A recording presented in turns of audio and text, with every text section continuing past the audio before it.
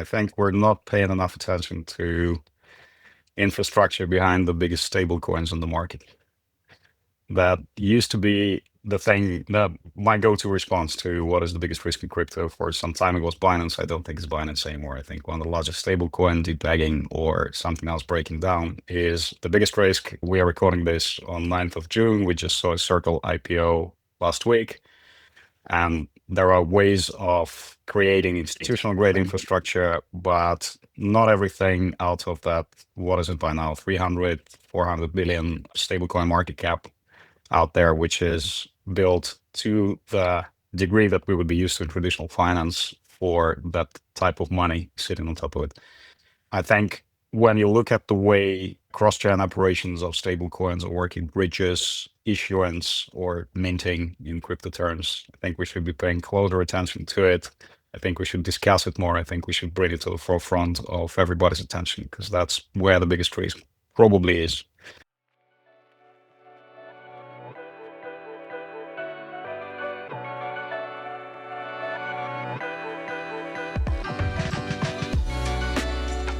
Hello, everyone, and welcome back to another episode of Mind with CoinFund. My name is Jake Brukhman. I'm founder and CEO at CoinFund, and today I'm joined by CoinFund's president and managing partner, Chris Perkins. Hey, Chris, what's up? How you doing? Jake, how's it going? Pretty excited today to jump into the episode. Look, I've been spending a lot of time on the intersection of traditional finance and crypto. We've got some really amazing founders in the space, and today I'm really happy to bring on one of my favorite founders, Alex Ryvkin, who is the CEO of Rho Labs, operating on the intersection of interest rate swaps, which is one of the largest markets in the world. Alex, welcome to the show. How's it going? Thanks, Chris. All good. Thanks for having me. Always a pleasure to talk to you and to yourself, Jake. All right. Well, let's just jump into the question that we always ask guests on the show as the first order of business. And that is, what is one thing in crypto today that nobody's talking about, but more people should be paying attention to, according to Alex Ryvkin? Well, I'll go with a bad one, or potentially dangerous one that keeps me up at night. I think we're not paying enough attention to infrastructure behind the biggest stablecoins on the market. That used to be the thing that my go-to response to what is the biggest risk in crypto for some time ago was Binance. I don't think it's Binance anymore. I think one of the largest stablecoin depegging or something else breaking down is the biggest risk. We are recording this on 9th of June. We just saw a Circle IPO last week. And there are ways of creating institutional grade infrastructure, but not everything out of that, what is it by now, 300, 400 billion stablecoin market cap out there, which is built to the degree that we would be used to in traditional finance for that type of money sitting on top of it. I think when you look at the way cross-chain operations of stablecoins are working, bridges, issuance, or minting in crypto terms, I think we should be paying closer attention to it. I think we should discuss it more. I think we should bring it to the forefront of everybody's attention, because that's where the biggest risk probably is, according to Alex Ryvkin. So can I follow up on that? So are you talking about the regulated stablecoins? Sorry, there's none of them are really regulated because we don't really have a law yet. But are you talking about the centralized ones like the Tethers and the Circles? Or are you talking about the ones that are, maybe not backed stablecoins? Is it, backed versus, something more algorithmic? Or I know we don't really have true algorithmic ones right now, but can you give us a little more definition? That's the thing. I don't know if we actually got through the algorithmic stablecoins, as you're saying, and algorithmic are scary for one reason, but even the ones which are centralized and assumingly asset backed are not always feeling secure. Let's put it that way. So yeah, I would say, and there are also even among them, we got Tether, we got Circle, we got Paxos, we got a bunch of others out there. As with everything else in crypto, we do not really have a reference, kind of a standardized reference of doing a stablecoin, right? And a centralized stablecoin. They're all quite different. And we saw that they behave differently in different market conditions and respond differently to different stresses. And that's fine. It's part of our sort of early R&D stage of new finance that I believe we're all in. For a bunch of reasons, all of them are not as stable as we're used to thinking about them as, if you'll allow me. Does Genius solve that? I mean, this is what they're trying to do right now. Would you feel better post Genius? I would somewhat, but again, as with everything, right? We're running experiments. That's my take. We're running experiments. We need to take them through different kinds of tests: technical, legal, economic, whatever else. We need everything to fail, hopefully to a small degree, and see what happens. And then we know, right? That's the only way. We're building in the open, and that's the whole point of open source. Are there specific sort of risk factors you're thinking about? Like, I think this is the higher probability of being a honeypot for hackers, or maybe like the infrastructure isn't set up to handle the scale that you're thinking will occur. Like, can you be a little bit more specific about what the technical risks are? Well, I would prefer not to call out any specific names, but we know who the biggest players in the game are right now, and I think the biggest risk that is more akin to an unknown, right? For example, we got the known unknown. We know that Ethena's SUSD has certain risks attached. We know that other algo stablecoins or semi-algo stablecoins have certain risks attached. We know that. We kind of anticipate that it will still have an impact on the market. The unknown unknowns are normally the ones that really screw us up, right? So infrastructure risks behind Tether, for example, could be that we do not know about because this is not the most transparent space, not the most transparent field in crypto. We can guess by certain patterns of the way the network behaves and the ecosystem around Tether behaves, but we do not really know how things work. And that's probably the biggest risk, because in traditional finance, we're used to things being built to a certain standard that has evolved over time. Now we're putting $100 billion in this case, and sometimes less, but still meaningful amounts of money on less tested infrastructure with sometimes opaque or probably not as robust as we would like them to be rails. Understood. Well, maybe that's a good segue into Ro and your project. And Alex, why don't you tell the audience, sort of what Ro Labs is all about? Sure. So we are the easiest way to describe Ro is as a rates exchange, the rates DEX. As of today, we are very happily backed by a bunch of very sophisticated investors, including CoinFund. And we've been running for about 2.5 years, allowing our users to trade rates of all kinds. The framework is designed to support trading of anything that looks like a rate, anything from SOFR to crypto native rates, such as perp funding futures, for example.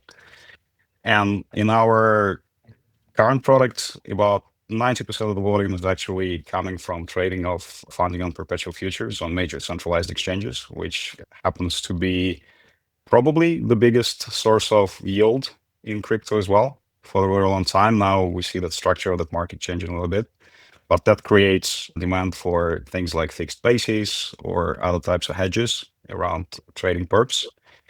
And in addition, as some of the other things, including, we just spoke about stablecoins, but to the same degree, funding, in particular funding, but generally the structure of the perps market is not very standardized as well. So if you look at top centralized exchanges, they all treat funding and calculate funding slightly differently. And that also creates a bunch of arbitrage opportunities that has been exploited by a bunch of people in crypto for a long time. There are pretty big traders out there doing funding now day and night as their main day job. And we're creating a venue when that is possible on a single venue from a single margin account. Among other things, in addition to that, we've got staking features. So somebody who is a staker of Ethereum, for example, could fix their staking rate, essentially creating a fixed income product out of their stake, using raw futures based on references such as Caesar, for example, and also certain other references again coming up, like Lido, for example, which is the most popular rate out there. Caesar for us is a more institutional style product. Lido is a more retail style product. And also between those two, you can also possibly find some interesting opportunities. Some of our traders do. And anything else that looks like a rate is available in crypto, will be soon tradable on Raw. This is really exciting because I feel like this is a market that hasn't been kind of super explored in DeFi over the years. I think we're just kind of starting to get a little bit more mature here. But my question was just going to be very simply, do you find that the customer base today is kind of like Web3 crypto traders and like individuals, or are you starting to see more like institutional or enterprise adoption of these things? I'd say crypto native, but whatever we call institutions in crypto is slightly different. Crypto native institutions are very different to traditional institutions, right? So sometimes a professional team of traders with a bit of capital raised from a couple of LPs is considered an institution in crypto. So if we're talking about TradFi, big TradFi houses, I don't think a lot of them are trading rates in crypto just yet. And we're in discussion with most of them, so they're aware of the opportunity. However, at this particular point in time, not a lot of them are trading even more popular products in crypto. Even, for example, perps. We know there are a few very prominent trading firms that got into the market in 21, 22, then kind of pulled back, maybe coming back in now and with different sort of, in a slightly different mode, probably. Hopefully they'll get over to rates as well, but we're just starting up. And I guess perps as something that, as we know, is about 90% of the derivatives market in terms of trading volume in crypto is going to be anybody's first stop, which is also good for us because they will immediately feel the need for our product once they discover funding. But for the time being, it's essentially focused around crypto native traders, including crypto native institutions. Some of the biggest, best known professional traders in the space are already participating or will soon be participating in the platform. And we are lucky enough to enjoy some of the attention from those pro tail users, as they call them, more sophisticated retail. Sometimes we actually see that some of our active power users from the individual side have some TradFi experience, trading rates or Forex or something else. And they find this very interesting and exciting. We actually we launched the private beta in June 2024. And we immediately had some people coming in, and we were very excited seeing that some people just know exactly what to do on day one, opening quite sizable positions left and right. That was quite cool. We were not sure these people exist. We found some of them, and they keep coming in, which makes us very happy. I guess the word of mouth is out there. That's awesome. So we know, Alex, that this is a 500 trillion, I'll say that again, $500 trillion notional market in TradFi. It's the large, like this, I'm talking about the interest rate swap market. Can you explain why it's so important? Like you talked about hedging, but can you explain like how that hedging works and like how you can practically apply an interest rate swap in crypto? Sure thing. So the structure of the market, as we know in TradFi and in crypto, is quite different. The thing that is most important to understand about the difference of how these products can be applied in cryptos and TradFi comes not from the product itself, but from the type of the underlying. In TradFi, it is so popular, as you suggested, because everything goes back to treasury rates, essentially, right? The way we price assets in traditional markets is always risk-free rate plus. So the moment Fed comes out with an announcement that everybody is very keenly expecting, saying that they're going to hike or cut something by 25 basis points, for some people, it could mean 30% difference to the value of some of the assets they're holding. It's very meaningful, especially for people with longer duration, people who are holding longer risk for whatever reason. The question we often encounter when we talk about our products, now less and less today, because I think people figured out that what rates are in crypto. But back in 2022, when we started, we say we're going to be doing rates in crypto. The first immediate question that pops up is, where do you find those corporates with 20-year kind of duration? I haven't seen a lot of, I don't know, oil companies trading Bitcoin, or pension funds, or insurance companies for that matter. And the perception is understandable, but the main difference comes from the type of the underlying we are trading. So treasury rates tend to show some volatility around about every 10 years, as we saw, right? So over the past 30 years, this has been the pattern. There's a lot of volatility for the rates market, especially, and then there is nothing for a long time. And again, the only people who care, people who have that type of the horizon, for whom some volatility in a period within the next 10 years is meaningful. We are talking about funding rates on perpetual futures in crypto. We're using exactly the same product, interest rate swap, as you mentioned, but the underlying rate is, for example, a perp funding rate. Perp funding goes absolutely bonkers in the span of 72 hours. It can easily go from, as we saw in the past few months, it can go from 11%, where it kind of normally sits on major exchanges at 10.95, 1 basis point every 8 hours, to plus 50 or above, sometimes to plus 70 on Binance. And then down, it can actually go negative. It goes down to minus 29. And normally, as it often happens, especially with less sophisticated traders, they discover the impact of that on their portfolio post factum, and they're not very happy. And that can actually potentially lead them to ceasing their trading activity for a very long time, which is not great for anybody. So if you're a trader, for example, you're long in a perp, you just want to make a leveraged bet on Bitcoin or Ethereum using the perp, your funding rate, what some people do not necessarily understand, is your hurdle rate. E.g., if, for example, to simplify, you're holding position for a year and your funding is now at 11%. So that means that if your underlying is up by 11% over a year, you're flat. So you're making whatever you're making on the appreciation of the underlying minus the funding.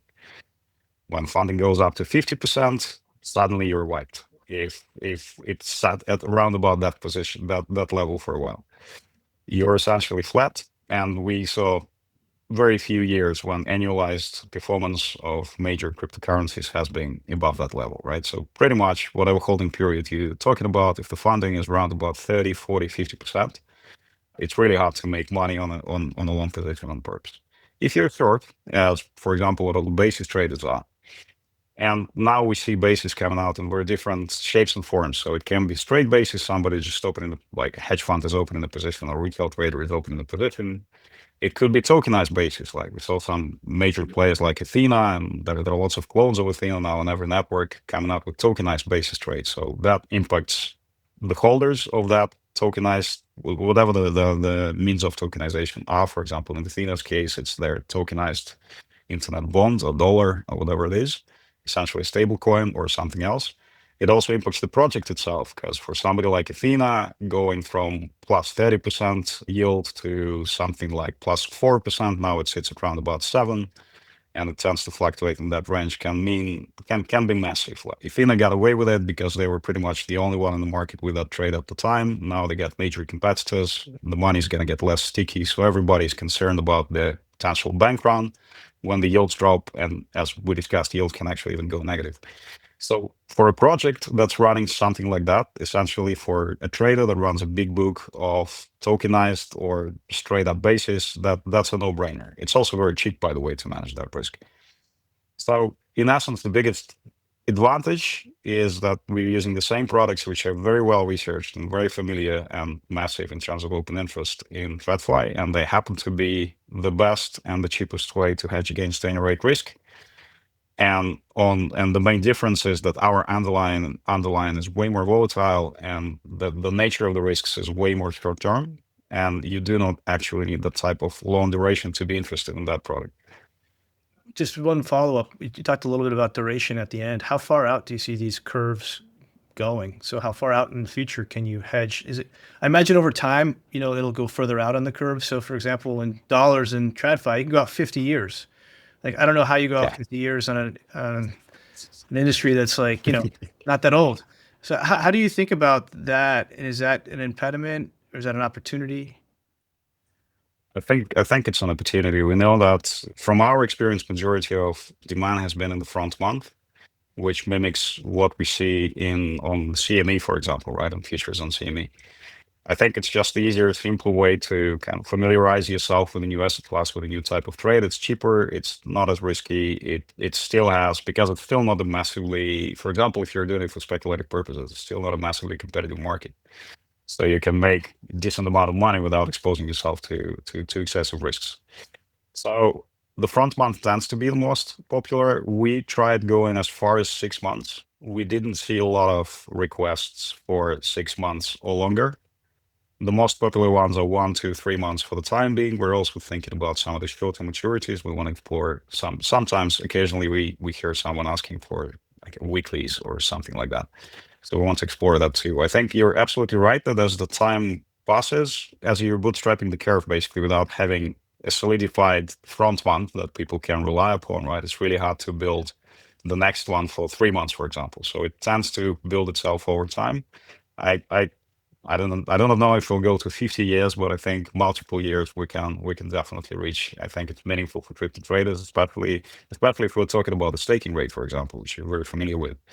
For a long-term holder of Ethereum, having some sort of a fixed dividend yield essentially that you can just pocket, or you can do something else with it. You can tap it for whatever other things you want to do in finance is awesome. And over there, definitely 12, 24 months can make sense.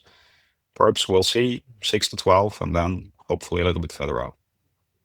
What do you think of, this is kind of part of a bigger story here of like institutional and financial adoption of DeFi and crypto products. Like, could you maybe like paint us a little bit of a story of how you see this intersection sort of developing and maturing and playing out, and maybe like how do rates sort of fit into that story? Sure. Generally, I prefer to speak about professionalization of the market. That's a little bit of a longer word, but institutions, we've been waiting for institutions, again, whatever institutions means, for a very long time. Personally, I worked on projects for very large custodial banks, some of the biggest banks in the world, so building their crypto infrastructure. And we know that they are typically a little bit late to the party when things are going up. And quite often, because crypto cycles are very short and decision-making cycles at institutions are typically quite often longer than crypto cycles, let's put it that way. So quite often we see them not doing a lot till the peak of the hype, and then they find themselves on the other side of the hype and kind of consider themselves lucky not to have joined in earlier, which might as well be good for them as well. I think for us, the important thing is professionalization of the mindset of an average crypto trader. Crypto is becoming, and we're seeing that every day, it's becoming less of a casino. There are still plenty of pump and dump schemes and people who only care about 100x or nothing kind of thing. Way more, we see now the role of yield in the market. I think yield farming is probably the most popular trade in crypto today, if you ask me, like literally these days. Yield matters. It was a bit of an ugly duckling of the crypto family. There were big stories and interesting stories, and if you don't have anything better to do, you just dump your stable coins on Aave and forget about them for a while till you find something better. Now yield is the game, right? And to the same degree that it is a TradFi, arguably. We'll go through these cycles going forward as well, but we see more and more professional traders, like some of our clients, as I said, people with professional trading backgrounds joining the ecosystem, either professionally or in the PA kind of personal account kind of capacity, but more and more people are involved. And that also involves the requirements, the demands from the infrastructure, such as ourselves, for example. So I think coming from a bit of a structured products background, I think it's quite obvious that a lot of things that people are used to in TradFi are just not possible without liquid rates market, without being able to create some sort of predictable cash flow that you can also tap into to do something else, buy an option or sell an option or do something a little more fun, right? So basically, it's the reason we started that in 2022. We looked around and we had spot, we had futures, we had options. We didn't really have swaps. We didn't have rate markets. And we thought there was kind of no way around it. There was always a timing risk, as you know, but we made the bet, and today we're very happy because, again, it's a completely different discussion today than what it was at the end of 22. When I think about, other areas of blockchain, I always think about like kind of this technology making, making these functionalities more accessible to people in a cross-border way. And we know that like finance is like, traditional finance is not one of those things. It's like one of those things that's very like rooted in certain jurisdictions, and it's hard to be as liberal, I would say, I guess, with it as we've been able to do with like things like Bitcoin and smart contract platforms like Ethereum and others. So do you see like, is this a huge opportunity because it's on blockchain and because it's going to go cross-border and global and just have like a much larger audience here? Or do you feel it's still, because it's a converging with traditional finance, it's still going to like suffer from some of the jurisdictional issues that we've seen in the past? And segmentation is really what I mean. I'm a careful pragmatist on that. I think eventually, if we want to access the capital we want to access, we'll need to fall in line. And I think we are very pragmatic about it, and we are preparing plans A, B, and C for the oncoming regulation, and we actually think it's a positive thing for us. For us, the worst thing, and also for you guys as investors, I'm sure the worst thing you can have is uncertainty, right? So give us the rules to follow, give us the playbook, we'll follow the playbook happily. We'll still make money. There is still a massive opportunity out there.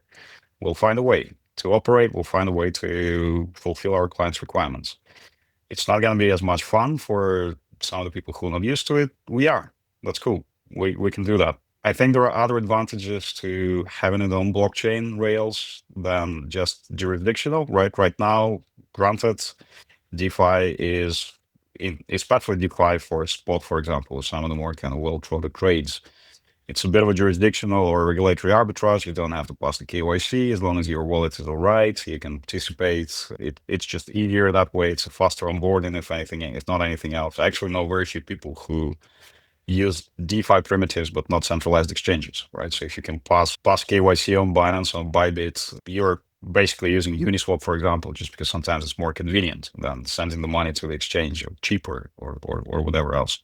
But still, there are some advantages to that sort of on-chain lack of jurisdictional or technical blockers to just tap in and start trading.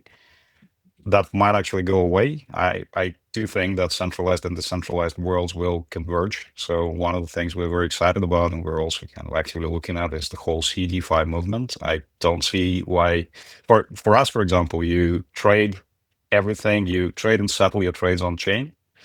Currently, we're deployed on Arbitrum, but you are trading rates from centralized exchanges, from Binance, from OKX, from Bybit, also from decentralized exchanges. Soon, some of them already on our testnet.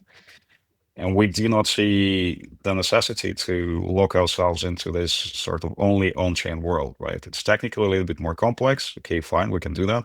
But that is the market. That joint centralized and decentralized exchange market together is the market we want to be in. Cool. So Alex, you said a couple of things that I wanted to jump on. Number one, that rates is a piece of fundamental market infrastructure that we really missed until now. You talked about the need and the drive for yield, and you obviously touched both of those things. We're also seeing the emergence of vaults in crypto. Vaults are everywhere. Just wanted to know what role your products are playing in vaults, and is that something that is a part of your focus currently? 100%. Vault for us is, the way we look at it philosophically, is one distribution mechanism, right? This is DeFi's version of a structured product. It could be complex, it could be very simple, it could be a simple loan, it could be something way more complicated. It could be one or multiple primitives, but eventually you get a very easy, we kind of internally jokingly call it a money button, which is a very simple distribution mechanism. Here is the yield. Tap in whatever you would like to get out. If you don't like your returns anymore, if something else bothers you, or you got a better opportunity, it's just easy, simple. That makes it great. So we recently launched our first vault, which is standard DEX liquidity vault. The funds in the vault are used to provide liquidity and run liquidations on the exchange. It's been a very successful. We set the cap relatively low, and we managed to fill it up in about 72 hours after the launch. Is going to get lifted a little bit higher, but one of the advantages of the rates products generally and of our products is that they're extremely capital efficient. So we do not need a lot of capital to digest quite a bit of volume. And that allows us to balance the volume and the depth of the market on the exchange with the returns to the LPs. So LPs are quite satisfied with what they were making on that vault for the time being. Generally speaking, we feel that, and we sort of learned the hard way when we started being the bright-eyed young pre-seed startup at the end of 22. We thought that the way it's going to go, we got to build the exchange. And we're going to go out to the world and we're going to show them what can be done on that exchange. And people will, first of all, already kind of know, because a lot of the people we're talking to are coming from the TradFi background. And they will eventually tap on themselves, and they will dedicate time and resources to that. And one of our biggest learnings is actually that the amount of work that the market expects us to do for it. And not in a bad way. It's just too many exciting things in crypto that time and attention of everybody is very expensive. So one of our sort of most important discoveries, and the one that we're now addressing with some of the vault strategies we're building, is that rather than trying to explain to the market how exactly they should start trading rates, we might as well, if we know, we might as well build it for them and allow them to tap in and participate and use it as a part of some other strategies or other things they're doing in crypto. So vault are great as long as they're done in the right way. Again, very excited to see various CDFI style developments in the vault space. I think we kind of exhausted the number of loops we can do on Aave to extract extra 50 bips of yield, and we need to look beyond. And the vault is just a distribution mechanism, and one of the best ones we've got. Alex, is there anything else that you'd like to share with us today? I think I'm good for the time being. Awesome. And how can people learn more about Ro Labs and Alex Ryvkin? I would stick to Ro Labs. That one is way more fun. You can find us on Ro, that is Greek Ro, RHO, .trading. So raw.trading is our website. You can check out the app itself. It's got to be app.raw.trading. I go to the main page and click the top right corner. We are on Twitter as raw_XYZ. You can also, on our landing page, you can find our Discord, LinkedIn. You can subscribe to our weekly market pulse, which is essentially our newsletter about the developments and the rates in the market in general that a lot of traders, professional traders in crypto are getting, and it's completely open for subscription. And of course, try trading rates. If you got MetaMask, it's very easy to start. You can do it right away. I'm going to plug the Ro Rates Pulse. I read it religiously. I think it's really informative. It really tells you about activity in the ecosystems. It's a little bit of hidden alpha. But anyway, Alex, thank you so much for joining us. That was Ro Labs founder, Alex Ryvkin. And for those of you who tuned in, thank you so much for listening. If you feel passionately that we got it right or wrong today, let's keep the conversation going. Leave us a review and let us know your thoughts. And make sure you download the episode where you get your podcasts. We'll be back soon to dig deep on ideas that are worth fighting for. Thanks again, ladies and gentlemen.